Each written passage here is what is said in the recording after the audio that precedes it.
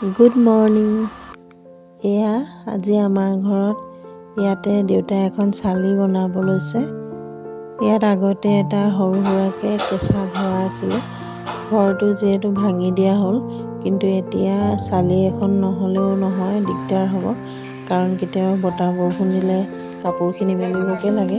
সেই গতিকে দেউতাই খুৰা এজনক মাতি লৈ আনিলে আৰু মই তেওঁৰ লগত কথা পাতি আছোঁ অলপ। তেওঁ মোক কথাবোৰ বুজাই আছে আৰু তেওঁ নিজৰ কাম নিজে কৰি আছে। এইটোৱে কেঁচা ঘৰটো আছিলে, ভাগি গ'ল। ইয়াতে এজোপা ডাঙৰ অমিতা আছিলে, আগতে বহুত অমিতা লাগে। এতিয়া অমিতা প্ৰায় নাইকিয়াই হৈ গ'ল, কেইটামান লাগি আছে। এইজোপাতো কেইটামান লাগি আছে। এইফালে দেউতা আৰু খুৰাই কামত লাগি আছে।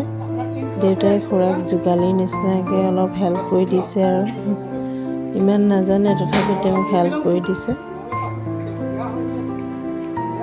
এনেদৰে দুইজনে কামত লাগি আছে আৰু মায়ে এফালে শাক তুলি আছে।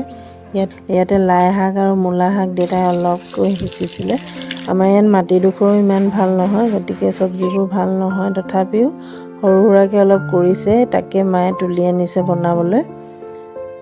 এইফালে খুৰাই দেউতাৰ লগত মিলি টিংখন জোখ মাখ লৈ আছে। এনেদৰে আজি চালিখন বনাব আৰু